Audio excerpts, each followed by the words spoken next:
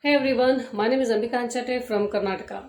I'm glad to be a part of today's occasion that WELLBEING 2023, leading the conclave with a co-hosted by ITOR 12th International Conference, and I'm thankful to the organizing committee for this wonderful opportunity to present my theme as a keynote speaker on social policy for the welfare state. In a society, we have a different culture, tradition, and a mindset of people who belong to their religion, community, and lifestyle of versatile paths. When the matter exists about social policy, it must be equal and need to be a meet human needs as well as security. It's a kind of life insurance that is not visible, but we can experience it through legislative, government actions, order passed from elective members, and official executions. This social policy meets the circle zone of education, work, health, and well-being.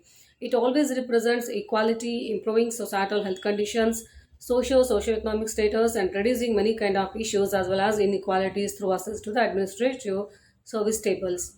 Hence, we must remember social policy is only the social administrator that will make the well-being state rather than other policies because it has committed all the social ways possible to achieve the objectives and goals in phases. Let's move a little bit of the definition and mode of understanding what is social policy and what it all has covered.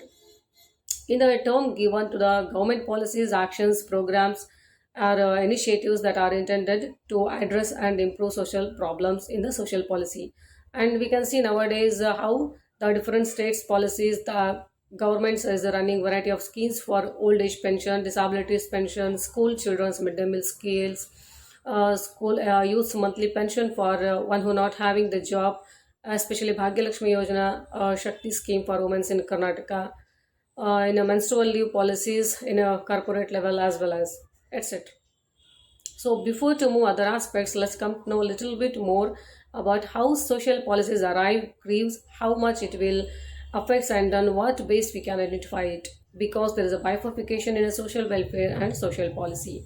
Where the first one means it's completely beneficial for the whole society with a never discrimination under any circumstances with the taking kind of actions for individual level, organizational level or community level from taking parts from the local to state and central government interventions when it necessary or demands. On another hand, social policy it's a fully series of governmental programs, laws, rules and regulations, conditions and terms, resource allocations for the neediest. Hence, it can be called well-being, including shelter, food and medical care. That is called Roti Kapada Makan, which is the biggest slogan of Indian socialism coined by Sri Lal Bahadur Shastriji and Indira Gandhiji. Because well-being and welfare, poverty education, social security, justice, unemployment insurance, living conditions, animal rights, pensions, healthcare, social housing, family policy, social care, child protection, social exclusion, education policy, crime and criminal justice. These all are the important and the social policies. But in this all also we have a few important and five biggest policies which were ruling in Indian administrative level, and those are regulatory policy, constituent policy, distributive policy and redistributive policies. Let's look at all this in a brief. First one, regulatory policies. These kinds have their own rules and regulations, minimum standard based policies for individual and for institutional levels. These kind policies are designed to take care highly and not to leakage any fund or grants or service to other hands regarding protect about public health, safety, environmental regulations, consumer protection law, which seeks to ensure that public never get any harmful and unethical practices. And second one, constituent policies. These are less concerned with all allocations of resources or regulations of behavior and more focused on representing the preferences and values of public. Distributive policies. These are designed to allocate redistributive resources and opportunities across society without discriminating. Example we can see in a progressive taxation, social welfare program and public education, etc. Through these policies, government can give access to all stakeholders of societies, get essential benefits and services regardless their invoke and special status. And the final one is redistributive policies. It addresses economic and social inequalities. We can see government tax exemptions on certain individual and institution levels, health card, Ayush, Bhima Yojana, Beti Bachao, Beti Padhao, etc. These all shows and promote to social justice and reduce disparities in income. And the consideration of policy making. Yes, public policy always will be set by the laws, regulation, directives, and allocation of government budget. Hence, we can see in the central budget and the state budget how it will implicate and allowed for the project and tenders, right? It's representing to reach out in a place of requirement to achieve public good goals. This process will make a big changes in a developmental states for small to small villages to make it turn into as a city or a developmental wise. For instance, we can see in a 2020, India recently released updated version of new education policy, which one called NEP. This includes few elements like using of edtech in the classrooms, coding education for class 6 onwards, content creation, circulations, and a digital or storehouse, online examination and assessments, smart classrooms, and blended mode of learning, etc. Also, we can see in here the formulation and development of public policies in India, that what all stages it has included. One is in the first phase, policy themes, issues, decision functions, and next one, objectives, proposals, approvals, etc. In the third stage, executive level at the Council of Prime Minister Office and Parliament. In the fourth one, policy effectiveness, impacts, review and complete formation. And the final one is actions way of executives with officials internal and external level. Let's look at on a policy making process steps in a brief. First one, agenda setting. In this stage, government wants to look which is the most priorities for national health. Example, Beti Bachao Beti Padhao campaign was launched in 2015 to promote girls schooling and right of the education. When the government comes to which is the very highest level of thinking and we have to implement it, then only it will be successfully launched. And the second one is policy formulation. Once the objectives, missions are determined, cost and social benefits are calculated, policy courses and tools are selected, and start to be identifying stakeholders to meet goals.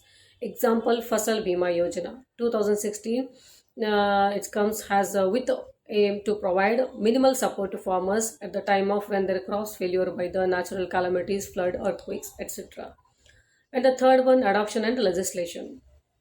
There are two steps by taking the approval policies. One is from the executive level, which includes Council of Minister and Prime Minister Office considers. Second one from the Parliament. This is the highest body when policy comes to making in India.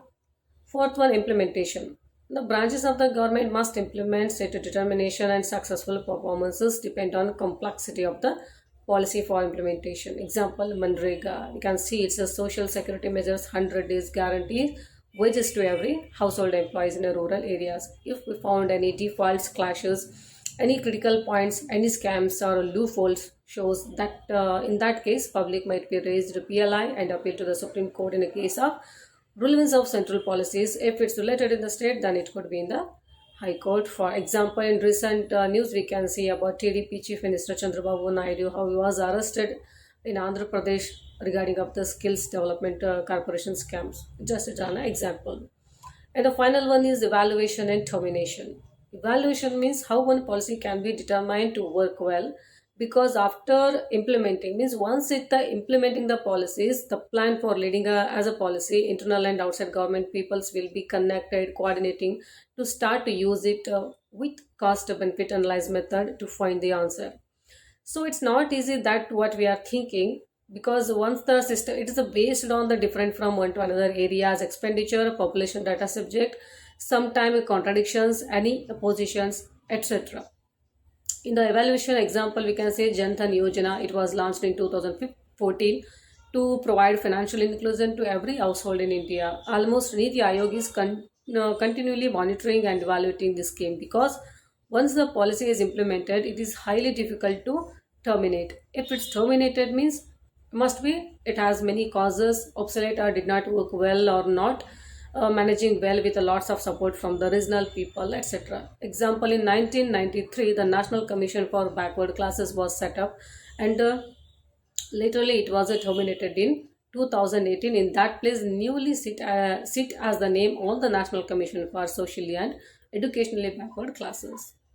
Under this consultation policy, we can see a few below schemes for NGO schemes for under any economical, developmental, etc. For NGO level, we can see Srestha, that's called residential education for students in our high schools, that is also in the targeted areas. It involves a volunteer sector and a training institution for improved educational and socio-economical conditions National Action Plan for Drug Demand Reduction. This is assistance for prevent of alcoholism and substance abuse as well for a social defense service. And Atal Vayu Abhuda Yojana. This is for senior citizen quality life improving schemes. Under economical developmental credit enhancement guarantee schemes for SCs, Pradhan Mantri Daksh or Kushalta Hitagrahi, that we can called Om Daksh Yojana, National Action for Mechanized Sanitization Ecosystem, we can call it Namaste, and schemes for social empowerment, Prevention of Atrocities Act 1989, information monitoring, evaluation and social audit, Pradhan Mantri Anusuchit Jati Abhuda Yojana, etc. These all schemes will come under the social empowerment. And finally, my conclusion on this topic, social policy is a matter of life security for all the well being of society. It will emphasize the equality of life living, will create harmony between inequality and discriminations. Vibrantly, it can be the best precaution to all crucial conditions and make somewhat easier life for the public. I think it's hope for many lives who admitted in hospital but they can't pay a full fees. It's a hope for dreamers to get their higher education life. It's a hope for children rights. It's a hope for drug abuse and rebirth of Ayurveda users and many more. So overall, social policy is the hope for generation to generation for the standard of living in all sense. Finally, my words on this topic, it should become equally importance in every step of life for living, like as a how five elements, Panchabhutas, are mandatory to exist a human being life. With the same hopes, in future may the governments bring several global policies and make India as the most developed countries in the world with a tagline of 100% health, happiness, employment with a meet of SDG goals 17 activities. So overall, this is my presentation topic here that I present. So on this opportunity, I'm grateful and my many thanks to the I2OR and Green Thinker Society once again. My congratulations to all keynote speakers. Thank you once again.